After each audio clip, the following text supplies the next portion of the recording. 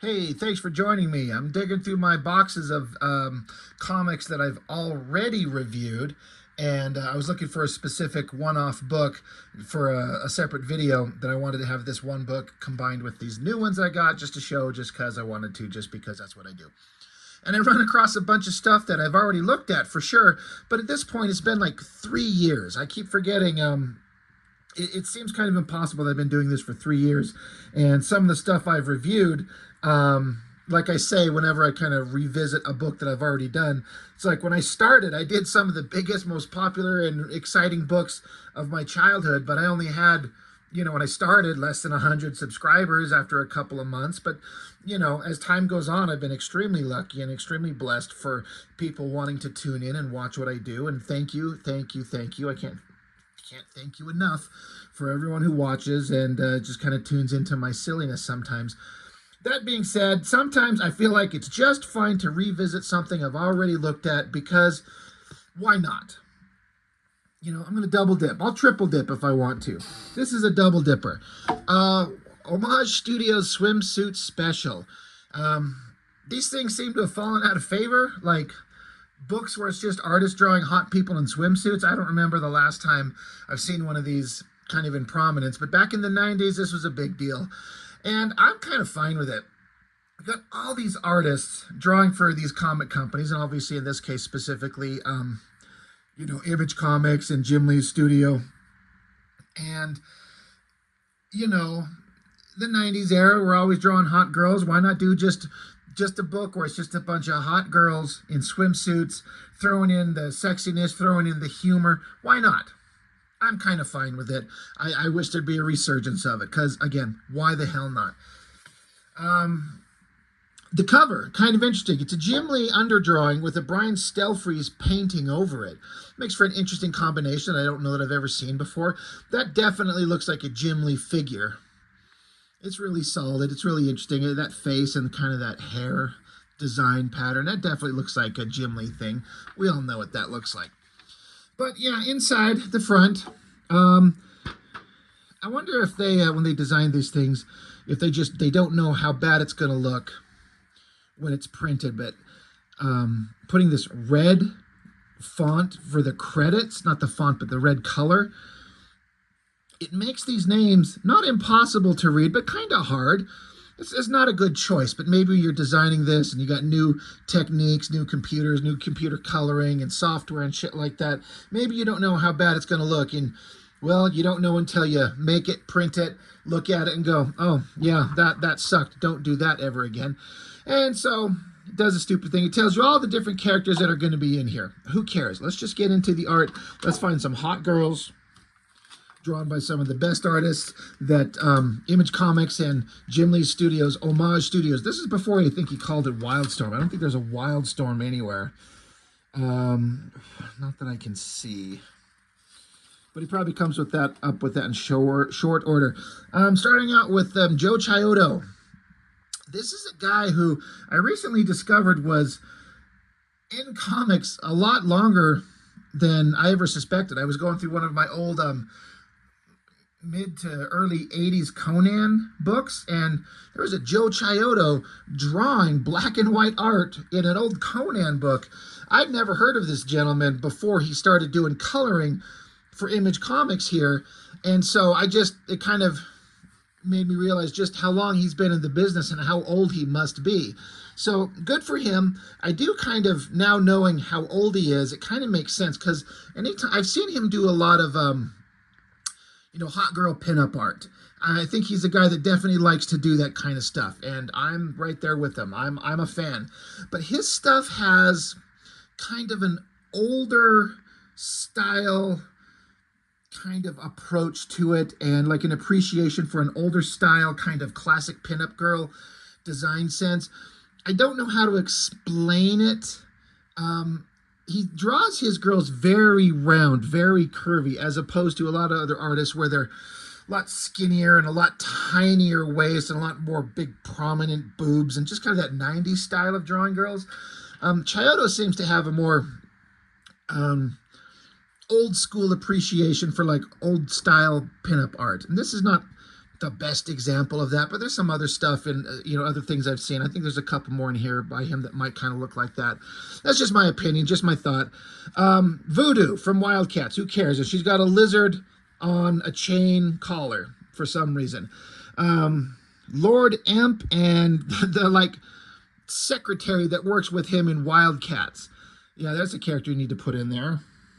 Drawn by Victor Bridges. That is a guy, when I think of that name, all I remember him from, or all that I know him from, if I remember correctly, was drawing Freak Force for Eric Larson. I never cared for the guy's art. It never stuck out to me. It was never anything that, it just was kind of fine. Just mid-range at best for me. And against some of the other more dynamic guys of the era, boy, it just paled in comparison. Again, no disrespect meant to him, but if I see Victor Bridges' work, I'm like, not interested.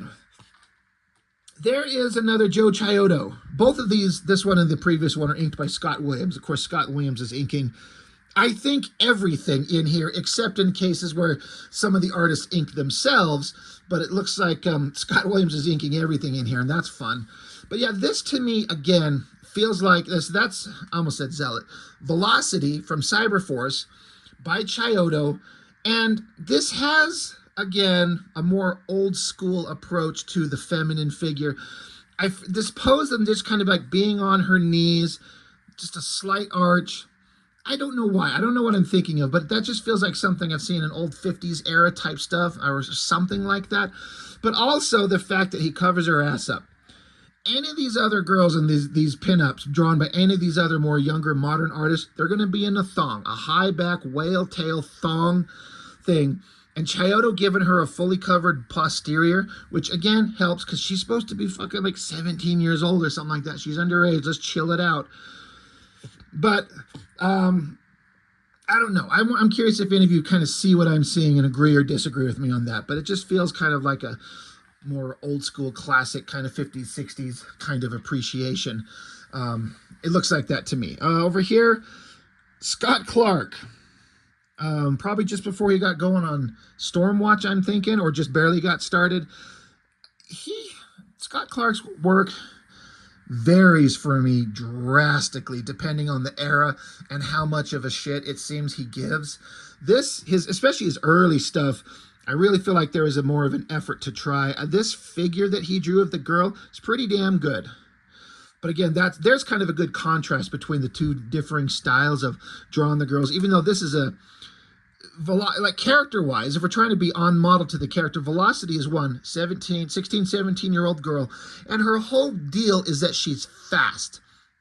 So it would actually make more sense for her to be even skinnier. Like, she's perfectly in shape, but she looks a little more rounder and curvier in that old school art style, as opposed to this girl, which is a very 90s thing where she's very hyper tiny at the waist and really long legs. That look would actually fit Velocity better because she's young, and so, you're younger, you're more gangly, and plus her whole thing is that she runs, she's fast, so she should be skinnier and maybe a little more muscular. Just a thought, not trying to critique in a way that's negative, it's just a thought on that. But I think that for Scott Clark's earlier work, that female figure looks pretty good. It's funny to throw Fuji in there, as if who cares about the giant, weird, muscular Japanese powerhouse. Well-drawn fish. Pretty nice. This is one of the pointless, who cares, coda villains of the Wildcats book by Cully Hamner. I remember when I was younger, this did not stand out to me, and I did not like it because she wasn't as hypersexualized as all the other hot girls. It's not a Jim Lee, it's not a Silvestri thing. And I'm like, not nearly hot enough. I look at it now and I have an entirely different appreciation for it. I don't think it's an amazing thing, but it's pretty dang good. I love the kind of the restrained nature of it. It's not putting her in a hypersexualized pose. She's strong. She's very much in shape. I kind of like the setting with the cave. She's inside some kind of cave with the waterfall flowing behind her, framing it with these like silhouetted cave walls in front of her, and then it kind of comes up and puts a cave wall portion behind her. And Cully Hamner's art with that very kind of blocky kind of figure work.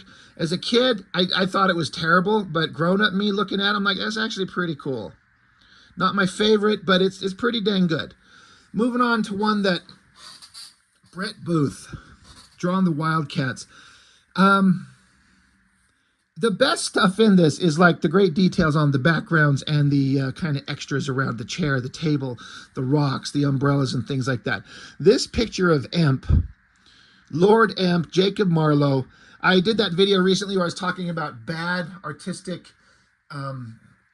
habits that I picked up from looking at early 90s era art. This is a perfect example. Like there's that shoulder with a high peak of the shadow and then just cross-hatching some lines down. Does it again on the bicep, does it there on the pectoral muscles. Just all these unnecessary lines. And then like I was saying, those cheek cross-hatching lines on the cheekbones. Even when I was a kid back in 93, I was like 16 years old. I thought that looked terrible. I could see that he was trying to do that Jim Lee type image style, and it just did not work. It just looked awful.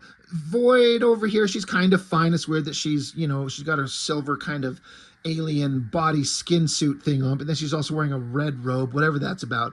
This guy's supposed to be a butler, I think, from the Wildcats offices that, you know, Jacob Marlowe runs. And then you got Voodoo, got to throw her in there. Now, she looks pretty good for a female figure, but putting Marlowe right up front like that, I appreciate they're not, you know, he's not trying to just specifically focus on the female figures. He's going to put a dude up front, but it's not very well done. This ad for the Wildcats trilogy by Jay Lee, that is one of the coolest drawings by Jay Lee. It's so ridiculous and awesome. I love that face. It reminds me of something. I swear I've seen like some movie, some actress puts on some kind of outfit that kind of reminds me of that. The intense eyes, the dark lips, the very clean kind of like, you know, the hair pulled back. That face is just so intense and so great. Zealot never really looked like that. No one drew her with her hair slicked back like that. And when she had her hair short, when she was first introduced, I'm like, I think that's the better way to do it. Jay Lee nailed it. And then, of course, Grifter, who's always like, everyone wants to be like, Grifter's the greatest Wildcats character ever. I'm like, why? What about, who cares? But that design, look at that crazy pattern on the folds on the jacket. Jay Lee just rocking it. That is 1,000 times more interesting than this incredibly boring Victor Bridges drawing of some generic Coda girl, who I think this girl is supposed to be this girl. Why does she get to be in there twice? She's a nobody. And I have to point out, again, Victor Bridges drawing, like the backgrounds are great, the realistic kind of setting, but the figure, like the inking is just this dead, lifeless line. Where's some like line weight to give it some kind of emphasis and oomph or something? And I never noticed until just now, but that foot is awful. That's a pretty bad foot, and that hand up there is not much better. And her proportions are a little weird. The way her boobs are a little bit kind of asymmetrical, which in real life they are, but if you're going to do a drawing, it kind of is weird to do it that way. And this bikini bottom of hers that's up to her like rib cage, such a weird idea, kind of a weird approach, but you know, it is what it is. Scott Clark again, inks by Alex Garner. Okay, so yeah, no, Scott Williams isn't inking everything. Alex Garner, of course, goes on to be one of the best inkers ever. And for a Scott Clark, again, that's a pretty solid drawing. The figure is kind of fine, but the thing that gets me the most is the face. I think that face is great, and that hair looks fantastic. Just if we just eliminated the rest of it and just kind of looked at her face and her hair, solid. Digging it a lot. The backgrounds are cool. This one might have been the first time I ever saw Scott Williams, inker for Jim Lee, draw his own thing, where it's just him. And then it kind of occurred to me, like, Scott Williams can draw, inkers can draw. That's before I knew anything. And, you know, an inker, if you're a good inker in comics, you have to be able to draw. If you can't draw for shit, you're not a good inker. Like, you have to understand this stuff. And that's really solid. I always liked kind of the way the lighting and rendering on her abs down there. That's really neat. Really solid drawing all the way from Scott Williams. Just kicking ass. Double page spread of a bunch of Wildcats characters. Let's see, Voodoo Zealot. Well, even I think this is before, obviously before Silvestri separated, because you got Cyberforce characters. So Velocity, Void, probably Cyberforce Guy, what's her name? I call her Girl Cable because she's ballistic. Is that her?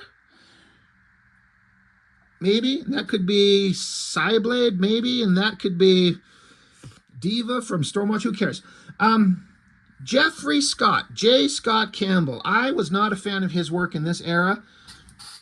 Like most of these early artists, you can look at it and you can see the underpinnings of skill and talent that will develop in shortly as they go. But this early J. Scott Campbell stuff, I was not a fan of.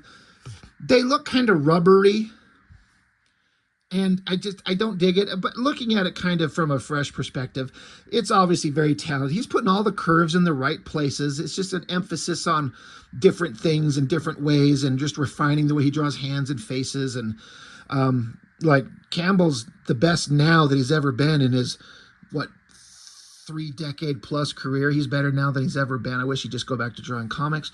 But yeah, this early version of him, I didn't like. Wasn't a fan of. I passed on this very quickly. I'm like, that's ugly. Not a fan. I kind of like it now a little bit better now. But yeah. The single best artist you could ever hope to find to draw female figures in any of these things is Silvestri. No one draws better girls. And this is the first drawing of his in here. It's one of maybe only two. Ballistic. Just a shot of her standing in between a couple of trees, inked by Scott Williams with their butt hanging out. She's pretty freaking hot. Silvestri knows how to do it. He just kills it every time. That looks really awesome. Back over to Scott Williams again. And surprising me with his drawing ability at the time, not now, I understand these things, but at the time I'm like, I didn't know inker Scott Williams could draw. That death blow looks awesome. I mean, that's whoever the girl, Sister Mary, she's a church-going girl, a Catholic girl, so of course she's going to be at the beach in a bikini. You know, if you wanted to get technically critical, there's no reason that Deathblow would be that hyper-shadowed and she's not. That doesn't make any visual sense, so it kind of does stand out. It just makes him stand out as much more visually interesting, but why is he so heavily shadowed with an extreme light source and she's not?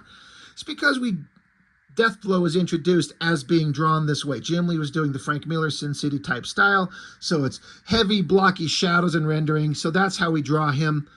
And it's just for fun. This is just a lighthearted, silly thing, so no big deal, but it does kind of stand out a little bit. Anatomically, Scott Williams nailed the shit out of that. And then the coloring, of course, looks great. But, yeah, the shadows on that muscular figure are fantastic. Like, kick-ass. Another one of my favorites in this. I think it's a Wetworks character. Her name is Red, even though her skin is pale white. But she wears red. So, sure. I remember looking at this as a young man, and because I was a very young man at the time, I don't think anyone else up to this point, let me double check,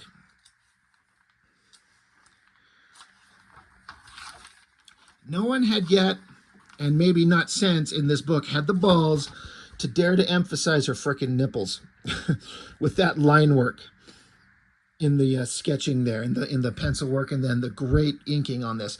I remember looking at these incredible ink lines and thinking, how does an inker get lines to get thrown like that? These lines that are thicker and then go into a thinner shape, and you get these perfect little kind of gradients in black and white all over the place, all over this red outfit and the heavy shadows.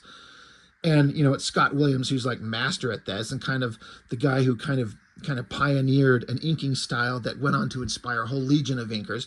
But yeah, sometimes Portassio's female figures are not really very attractive, but sometimes he nails the hell out of it. She's got a very distinct kind of I want to say odd looking face, but not odd in a way that's unattractive. She's still attractive, very pointy chin. I like the hair. Everything about it looks great. She's hot. And then again, young man me was like, man, the emphasis on the anatomy. Thank you. I think it looks great. It gives it that sense of like the loose cloth on her body. This is Portasio excels at so many things, but the loose, tattered cloth on the outfit makes it feel like it's a very loose piece of clothing covering her body, but the way he makes it kind of fold and it's appropriately tight and then stretched across the middle, and then the torn fabric and folds everywhere. Like everything about this is just awesome. It looks so great. Would love to see the black and white of this. Interior centerfold. Brian Stelfree's doing a full-ass painting of Void. Hyper shiny, reflective silver bodysuit, which, you know, is what the character looks like. But I mean, all the effort he put into everything, like even this cup down here full of whatever drink she's got. And then he's got the reflection of like the cobblestone, whatever brick ground reflecting up on her. I bet this took a long time to do. I'm guessing. I don't know. And that face, so fantastic. Even the reflection on her own body. What an amazing looking face. Like the entire piece of art is awesome. Again, when I was younger, I didn't care for it. I didn't appreciate it. I thought it was kind of fine, but I'm like, what's the big deal? I do kind of wonder, like, why? Like, she's already covered. The only skin that's showing is her face. We didn't know what the character was like at the time. We just figured this is some kind of silver, full body, spandex, lycra, whatever the hell bodysuit that she wore. I don't know when or where it was revealed. I think she's kind of some kind of alien weird thing. And that's just her body, I think. I'm not entirely sure. But again, why put a bikini bottom on her? You don't have it on the top is the implication, like, oh, this is like a version where she took her top off. She's doing topless sunbathing, but she still got the bottom on. I kind of think it would look more interesting if they didn't have the bottom on, but then it's not like a swimsuit special. Just have the swimsuit sitting off to the side. I don't know. It's just just a thought. But why put the bottom on? Yeah, I would actually be interested to see what this looks like without it. Just a straight silver outfit. But yeah, again, as a kid, just the painting just kind of didn't catch my eye and didn't kind of impress me because I was stupid. Looking at it now, that's pretty damn impressive. I mean, what more could you ask for? Like, that's some crazy awesome skill going on there. Joe Phillips. I wonder if these guys got to choose who and what kind of art they got to do, and if Joe Phillips chose to do a sexy shot of a guy with the big old thong booty outfit on and his pecker just thrusting forward. I mean, hey, we're all into different things. That's awesome. It's a pretty good painting. You know, it's good figure work, good lighting. You know, it's kind of an interesting thing for, like, I'm sure the audience was 99% adolescent boys. And me at the time, I'm like, why am I looking at that? I want to look at this. Adam Hughes, one of my most favorite artists ever, but this was the era before I really recognized how good he was. His style changes as he goes along, like everybody, but he had kind of like J. Scott Campbell in a way. He had kind of a more rubbery, the way I described J. Scott Campbell isn't quite appropriate to the Adam Hughes earlier stuff, but there's an anatomical look he would do that I didn't quite like, and I still kind of don't compared to what he would become a little bit later on. He always liked to do really wide upper bodies because I feel like he referenced often bodybuilder women, and the big bodybuilder girls had wide upper bodies and kind of skinnier waists and kind of bonier hips because they have very little body fat on them, and that translates over. That's kind of what he makes them look like. And so his figure work, I'm looking at it now, and it's actually pretty spectacular, but it is shaped kind of in that old school Adam Hughes look with that big wide upper body and all that stuff, but it still looks pretty good. Like, all things considered, it's a really, really solid drawing. I really like the face in the background. That's really well done. And yeah, Adam Hughes, always just fantastic. Even if it's his older stuff that I'm not a huge fan of. This one, I feel like this was kind of like the modern version of, I'm going to say it must have been a Marvel swimsuit thing, and there was a Psylocke drawing. She's wearing like a yellow or gold kind of chainmail bikini in a very, very similar setting with like a rocky background and kind of a twisted tree thing. And I thought that was one of the greatest drawings Jim Lee had ever done. I thought it looked amazing. And then here's this version. Who is this character? It's Fahrenheit. She's an absolute nobody from Stormwatch, but she's the hot redhead, so she gets the hot, sexy drawing from Jim Lee. Boy, did he go out of her way to make her tits huge, which, you know, thank you. I remember, for some reason, I was looking at this when I was younger, and my mom was looking at it kind of over my shoulder. She's like, God, those look like udders on a cow. And I'm like, yeah, they do. And never mind. You know where I'm going with this. Young me was just fine with it. I prefer the Psylocke drawing 1,000 times over than this thing. That upshot on the face, I practiced drawing that upshot several times, trying to get that jaw. That is a tough angle to do. Take a face that you look on it straight and then just tip it up, and the way the eyes and the nose placement change, and the lip shape, and then the underjaw. That's one of the toughest face shot things to do, is get the jaw and get the underside of it, make it look right. Pretty good, obviously. It's Jim Lee, but I way prefer the Psylocke one of this. More J. Scott Campbell, Cybernary, which is another one of those, like, this character feels completely out of place if it doesn't have that Nick Manabat, rest in peace, style, that dark, gothic, scratchy, heavily shadowed, heavily rendered style. A J. Scott Campbell cartoony thing, it doesn't work for me. It's not the same. And the character just kind of, like, the design's kind of interesting, but it just kind of loses its interest. Scott Clark again with whoever the fuck. Razor, I don't know who that character is. Interesting, weird, designy patterns that Scott Clark was going for. A lot of effort went into that to make it what it feels like an 80s kind of vibe thing. Kind of fine, but the figure, I don't know, not that exciting or interesting. Looks like he inked it himself because it only lists him as the artist. It's just okay. Another Brett Booth, inked by Alex Garner. I like this one a lot better than the other one that he did. It's fine. Again, I keep noticing these things. Just that these artists create these characters. Sylvester, this is Velocity. And again, she's a teenager. She's 16 or 17 years old. I don't know that I need to be seeing her doing this shit. It gets to feel really weird when you're an old man. Again, at the time, I was younger than the character was when this comes out, but now I'm a 49-year-old man. It's kind of like, that's a little weird. Rob Liefeld, he forgot to put them all in swimsuits, but oh no, that's just an ad for Bloodshot. Wouldn't that be funny? And then a Silvestri, right, this is the third Silvestri drawing. This says, a babe in a bovine bikini on a beach in Bora Bora. No, that's Cyberforce editor Cynthia and pal Cece. I was kind of looking at this, I guess for some reason at the time. This is Cyberforce editor. This is a real human being, a real woman. Cynthia.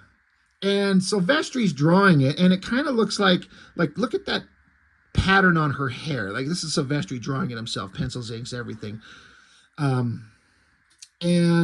so I'm like, is this, I guess I kind of assumed this was someone he was in a relationship with. But I'm like, I don't know when or where it happened, but at some point Silvestri ended up being with who I understand he's still currently with, his wife, this incredibly beautiful woman named, I think it's Bridget, hot blonde girl.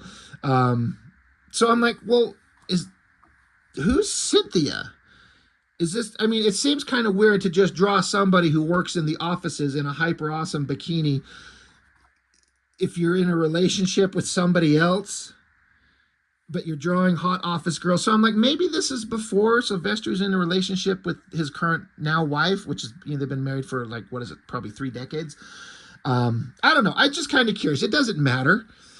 If it was a thing where he was in a relationship with somebody at the time, that's what they did. It's perfectly fine. It's just kind of one of those things that I'm looking at it now and going, I wonder what the situation or story was. But good drawing, great anatomy. It's Silvestri. And then, of course, Ripclaw up here in his little banana hammock, looking tough. It's cool. There's Joe Chiodo again. And Something about it looks like old school, like almost like World War II um, airplane, whatever that term is, where they got like the art on the noses of airplanes, like B-17s and stuff like that. There's oftentimes like hot girls. Like this feels like this is straight from that kind of thing.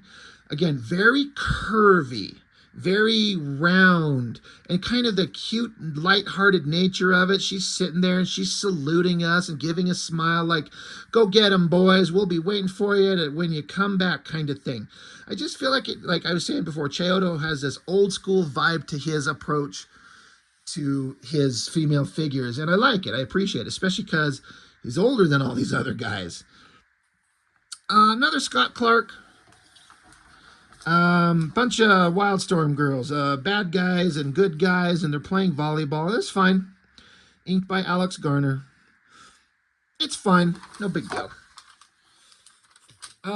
Brett Booth, again. Inked by Scott Williams. You know, just more of like the boring Wildstorm characters. Just some generic coda, and then these bad guys. Like the giant guy that was like rock and lava, and then the little dude who was like sort of a villain, twerp, little douchebag asshole in the original Wildcats miniseries that, to my recollection, never showed up again. Looking at it, I'm like, it's all very fine monster figure work from Booth. Backgrounds look great. The girl figure's pretty good. I do like the anatomy in her lower hips, like the waist and then the hip bones and how it connects to her strong upper thighs and little tendons and things. Like, it's all pretty well rendered and drawn. But it also has the unfortunate placement of being set next to an absolute genius artist who's got a better understanding than most of the guys in this book, and definitely a different understanding than everyone in this book.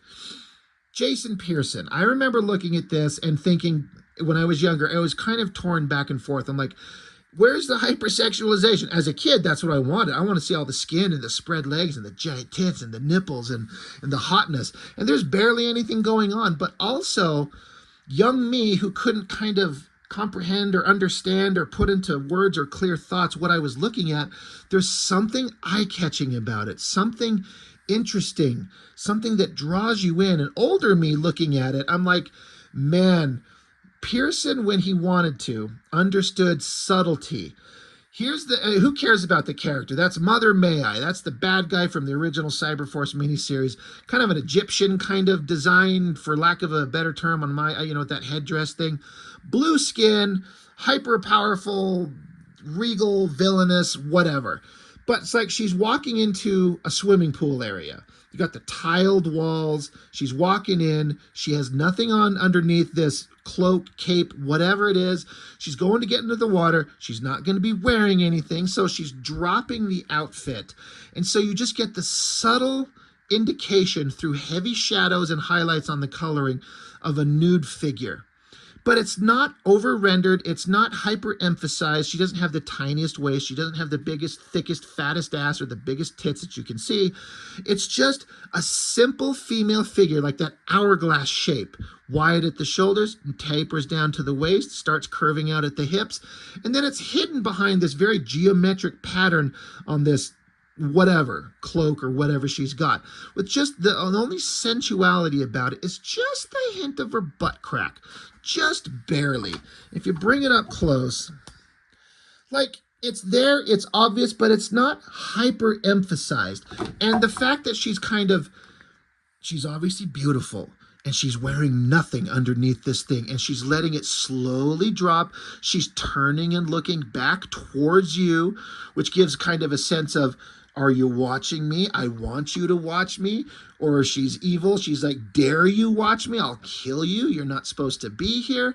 Just so many subtle things going on. And the sensuality of this illustration is so understated. I appreciate it so much more now as an adult at what he's doing when you got artists doing this type of stuff, which is fine. There's nothing wrong with this. It's a style, it's the era, it's what kids wanted, what artists were interested in. But Jason Pearson's over here showing him, let me show you what subtlety and kind of like discretion, what that can look like. And the perfect use of shadows and shape. It's It's tantalizing in just like this quiet way that kind of makes you go, what's going to happen next? I hope that makes sense. I love this drawing the more I look at it. And again, young me didn't understand what I was looking at. I didn't get it. I knew that it was like not as exciting as all these others in that respect, but there's something just striking about it. Maybe the best drawing in the entire book, in my opinion, because it's not all about the figure work and who can have the most hypersexualized version of it when you're kind of adding all the elements that you could put together for it, talking about like I've said repeatedly, the subtleness and the sensuality of it. This wins hands down. Big fan of that. And then I think this is kind of fun. J. Scott Campbell did, who I guess at the time was everyone that worked at Homage Studios. You got your Jim Lee, Brandon Choi, your Will Spatasio, your Mark Silvestri. Pretty like it does have like a guide, so you can like that's Scott Williams, that's Nick Manabat, that's J. Scott Campbell. So I just think that's kind of fun. This is where J. Scott Campbell excelled, this cartoony caricature stuff. He's always been really good at that. It's kind of shocking how good he is. It's almost like a Mad Magazine type art style. He's so good at it. The guy is so hyper talented. Like he's way better at this than drawing traditional superhero comic stuff. It's kind of interesting. Very cool. And then ad for Cyberforce in the back, guest starring Pitt, and then another Mark Silvestri drawing, Cyblade, wearing her traditional outfit. This is the outfit she wears, minus the metal body sheathing, which covers her everywhere from neck down. It's a pretty kind of naughty outfit to wear, and I like it. Not my favorite Silvestri female figure drawing, but I do love the body language. The head tipped to the side, kind of the subtle look on her face, the smile, the relaxed pose. Dig it. Really like it. Really solid. Anyway,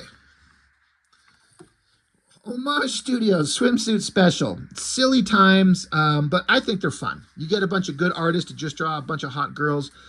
Just sign me up.